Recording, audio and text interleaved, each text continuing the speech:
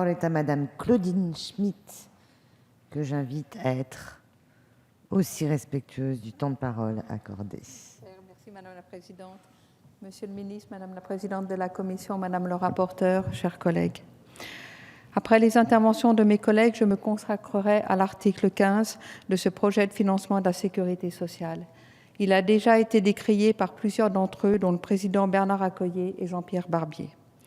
Cet article pose des questions de lisibilité de la loi. Quant à moi, il me donne à nouveau l'occasion de m'indigner contre la mesure inique qui consiste à étendre le prélèvement de la CSG et de la CRDS aux revenus immobiliers des non-résidents et non-affiliés. Vous l'avez déclaré, Monsieur le Ministre, lors de la présentation de cette proposition de loi, de ce projet de loi, le produit de la CSG-CRDS serait versé au Fonds de solidarité vieillesse et à la Caisse nationale de solidarité pour l'autonomie, suite aux arrêts du 26 février 2015 de la Cour de justice de l'Union européenne et du 27 juillet 2015 du Conseil d'État. Avant de poursuivre, je viendrai sur les dispositions prises pour assurer le remboursement des prélèvements effectués à tort. Monsieur le ministre, dans votre intervention lors de la présentation en séance, vous nous avez annoncé que des consignes avaient été données en vue du remboursement avec des modalités les plus simples possibles.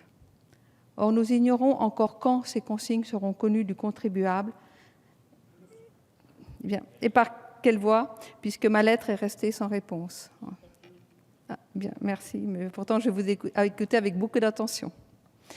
Allez-vous respecter donc, nous allons apprendre si vous allez respecter l'esprit de ces décisions et rembourser tous les contribuables non affiliés à la sécurité sociale?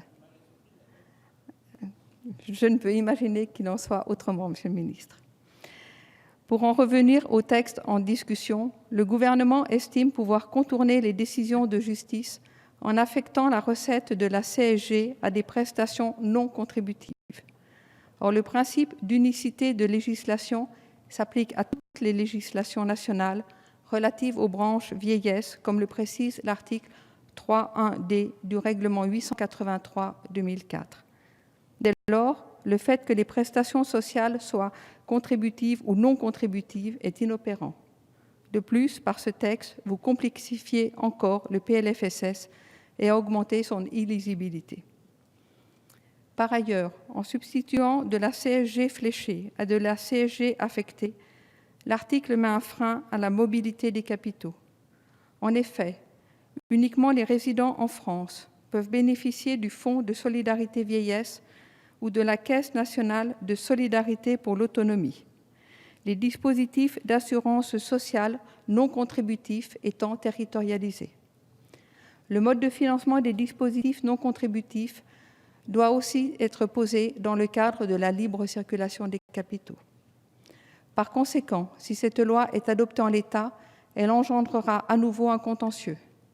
Ainsi se pose la question de la sécurité juridique de ce montage au regard du droit européen.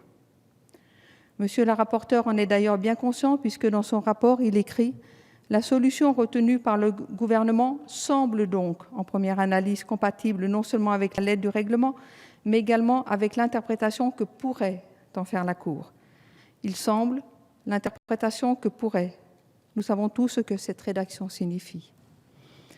Monsieur le rapporteur, en commission des affaires sociales, s'était étonné que je ne propose pas de solution alternative. Dois-je proposer une solution alternative lorsqu'il s'agit du rétablissement du droit? Je peux toutefois proposer de faire bénéficier, si la loi devait être votée telle quelle, les non-affiliés et les non-résidents du Fonds de solidarité vieillesse et de la CNSA. Cela serait juste. Il serait aussi juste de ne pas baisser la subvention accordée à la Caisse des Français de l'étranger, ni la dotation allouée au programme 151, qui prévoit une baisse des crédits d'intervention pour l'aide sociale. Celle-ci inclut l'aide aux personnes âgées. Voilà ma proposition. Pour terminer, le Conseil d'État organisait le 27 juin 2014 un colloque ayant pour thème « Impôts et cotisations. Quel financement pour la protection sociale ?»